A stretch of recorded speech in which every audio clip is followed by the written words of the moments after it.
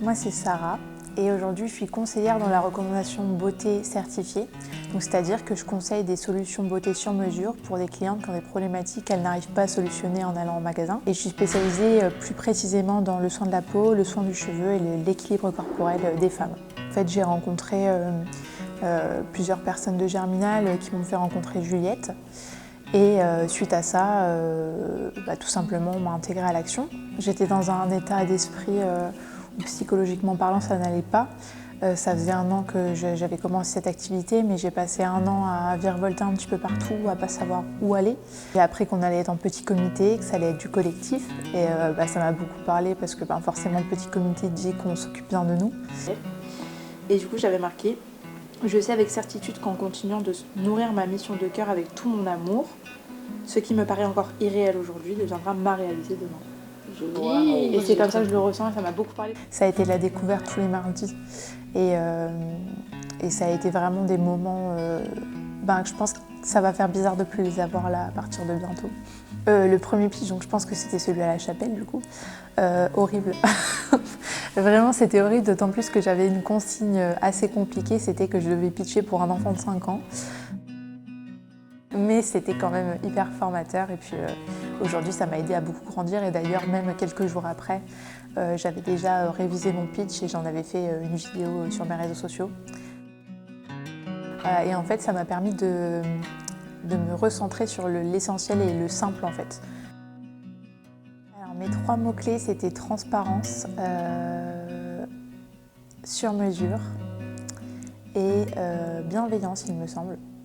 Je crois que c'était quelque chose comme ça, ou je crois que c'était même ça. Et donc, j'ai pensé à un petit slogan tout à l'heure d'ailleurs, on dit tout le temps il faut souffrir pour être belle, moi je pense qu'il faut guérir pour être belle.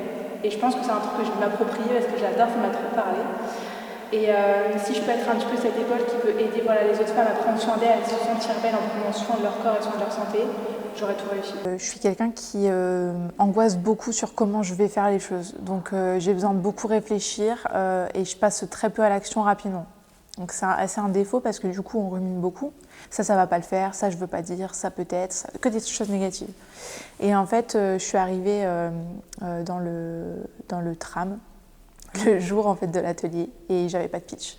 Plutôt que de me dire t'as des douleurs et t'as du mal à les gérer, je me disais t'es nul, t'as même pas préparé ton travail. Ce qui était faux, en réalité ça revêtait plein d'autres problèmes. Et en fait j'avais 1 heure de tram jusqu'au boulon et j'ai pris mon téléphone et je suis passée à l'action. On a toutes déjà fait l'expérience d'essayer avec plein d'impatience, qui n'avait envie de se procurer la dernière crème miracle à la mode. Tu l'as bien compris, il ne suffit pas de connaître le problème à régler pour bien choisir le produit apte à le régler.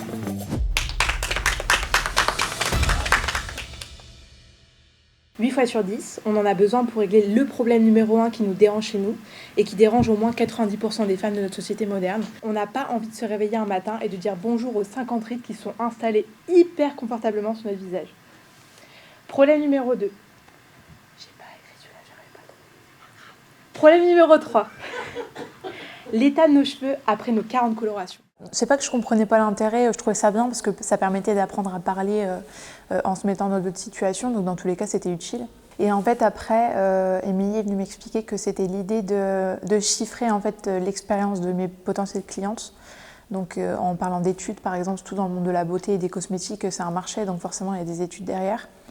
Et c'est vrai que en fait ça m'a aidée à me sentir beaucoup plus professionnelle sur le sujet. L'atelier stéréotype, alors moi, pour moi c'était évident que c'est important de redire ces choses-là. Après je suis jeune, j'ai 22 ans, je suis une femme donc je suis en plein de... Enfin, je connais tout ça et aujourd'hui la jeunesse féminine est beaucoup renseignée sur ces questions et c'est des choses qu'on défend aussi pour la plupart, pas toutes malheureusement encore. Avec moi sur la prospection.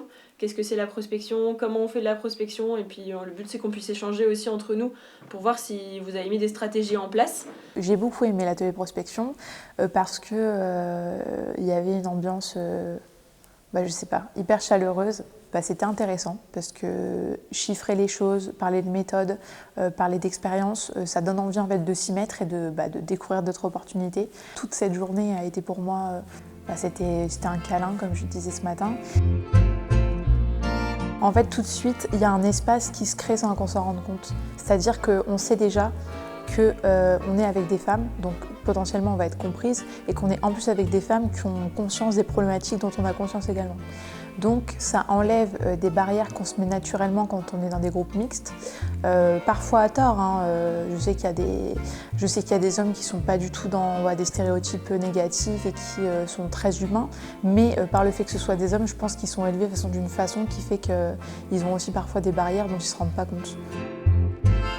Il y a encore beaucoup de choses qui m'angoissent beaucoup, je ne sais pas où est-ce que je vais, je ne sais pas ce que sera demain, mais par contre il y a un truc dont je suis hyper fière, c'est de me dire que chaque journée me ressemble et que s'il m'arrive un truc dans 3 jours, les dernières années de ma vie auront été hyper belles.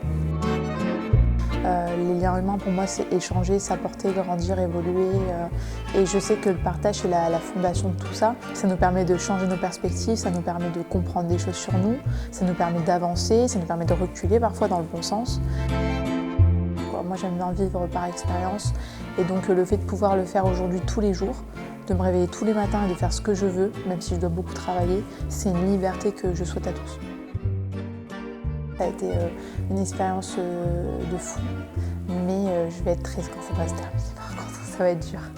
Là, il va falloir me soutenir, là, je crois.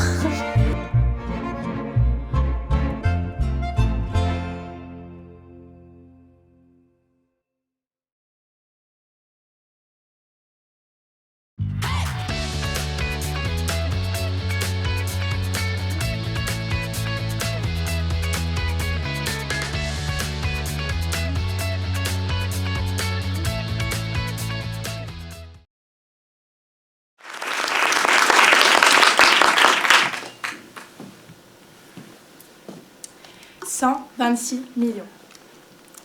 C'est le nombre de produits cosmétiques qui sont gaspillés chaque année en France. Et 24,83 €, c'est le prix moyen d'un de ces produits. Je vais t'épargner un calcul qui n'est pas très sympa. Ça fait plus de 3 milliards d'euros de produits gaspillés chaque année. Je ne sais pas pour toi, mais moi je préfère garder mon argent. Alors pourquoi est-ce qu'on achète des produits cosmétiques ? Eh bien pour solutionner 3 problématiques qui touchent plus de 9 femmes sur 10 aujourd'hui. Problème numéro 1. On veut avoir des cheveux aussi beaux et aussi souples que les mannequins des magazines shampoo, mais sans aller chez le coiffeur tous les 3 jours. Problème numéro 2. On n'a pas été bien gâtés par mère nature et nos hormones nous pourrissent un peu beaucoup la vie, entre l'acné, la prise de poids, les maux de ventre, j'en passe et des pires. Problème numéro 3. On vieillit et que ça se voit déjà ou non, on a envie de garder sa peau la plus ferme possible, le plus longtemps possible. Et peu importe ton âge, je suis sûre que tu t'es reconnue dans une de ces problématiques. Eh bien, t'as de la chance, parce que je me tiens devant toi aujourd'hui. Moi, c'est Sarah, chef d'entreprise plus connue sous le nom Les Lubies de Sarah. Mon job, c'est analyser tes problématiques beauté grâce à des questions ciblées pour trouver tes besoins et savoir comment je vais y répondre avec une routine adaptée. Mes spécificités, le soin de la peau, le soin du cheveu et l'équilibre corporel. Et ma particularité, je suis conseillère indépendante à la recommandation de solutions beauté sur mesure et surtout multimarques, ce qui me permet de te placer toi au centre de mes préoccupations et non pas une marque et non pas un produit.